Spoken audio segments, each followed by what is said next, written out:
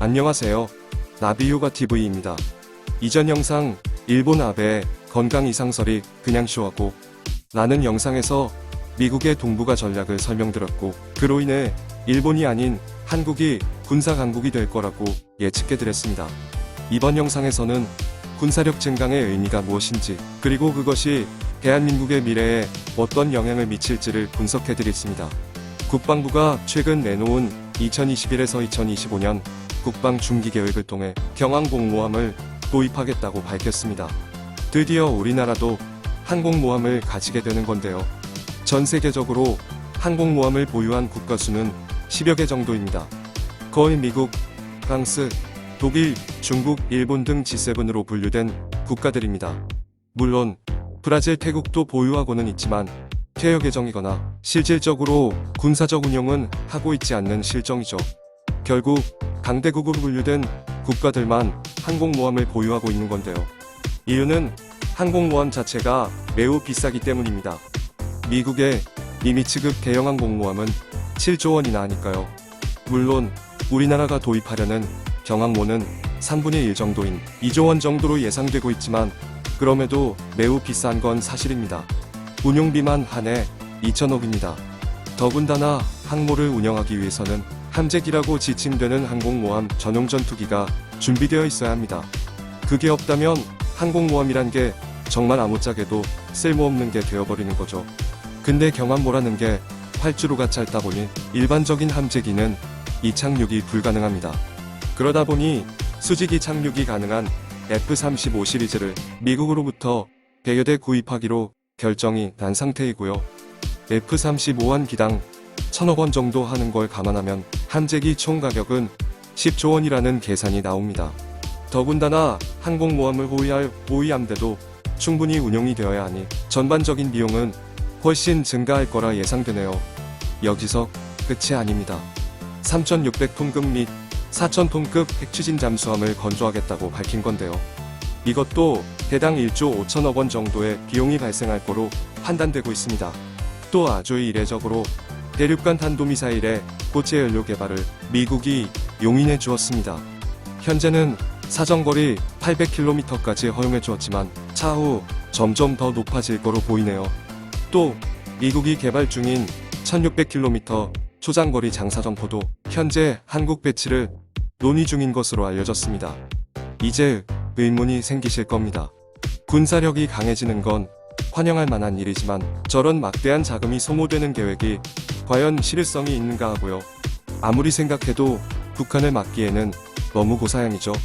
마치 지를 찾기 하기 위해서 최신형 컴퓨터를 구입하는 꼴입니다. 결국 이건 중국을 겨냥한 결정이라고 보는 게 정답이겠네요. 이게 과연 올바른 결정일까요? 제 의견을 말씀드리자면 무조건 해야 하는 일입니다. 이건 단순히 경제적인 차원의 문제가 아닙니다. 향후 100년간의 대한민국의 미래를 결정할 중요한 사안이니까요. 중국이 우리나라를 업신여겼던 가장 큰 이유는 경제적으로 중국에 의존하는 비중이 컸었기 때문이지요. 사드 배치 이후의 한한령 조치에서 그 위력이 증명되기도 했고요. 그래서 이번 정부의 결정은 시진핑의 뒤통수를 얼얼하게 했을 겁니다. 양재치가 일본이 아닌 한국을 먼저 찾은 이유가 있는 거죠. 하지만 이젠 한국의 중국 의존도는 역대 최저로 떨어졌습니다. 그리고 그동안의 중국의 행태로 봤을 때 정상적인 국가 관계가 아니라 갓과 을의 관계로 우리나라를 취급할 게 매우 명백하죠. 그래서 이번 중국을 겨냥한 군사력 증강이 매우 시기적절한 것입니다. 이제 중국은 한국을 만만하게 보지 못하게 되는 거죠. 언제든 타격 가능한 군사적 옵션이 갖추어져 있다는 걸 보여준 거니까요. 그리고 미국은 우리 정부가 친미 성향을 띠는 한에 있어서는 중국을 대적할 만한 수준의 군사력 증강을 용인할 겁니다. 이건 차후의 영상으로 올릴 생각이지만 간략하게 말하자면 미국은 우리나라의 핵무기 개발도 허용해 줄 거로 예상됩니다. 기본적으로 미국 본토까지 타격 가능한 게 아니라면 미국 입장에서도 한국이 핵무기를 보유하는 게 이득입니다. 완벽하게 중국을 견제할 수 있으니까요. 다만 그동안 이런 계획이 실행되지 않았던 건 역시나 한국을 믿지 못했기 때문이겠지요. 하지만 현재 진행 중인 미국의 스타링크 프로젝트로 인해 이런 우려는 사라질 거로 보입니다. 1만 2천 개의 인공위성을 공중에 쏘아 초고속 인터넷 통신망을 구축한다는 목표이지만 그 이면을 보면 미국이 전 세계 정보통신 체계를 확보하겠다는 의미입니다.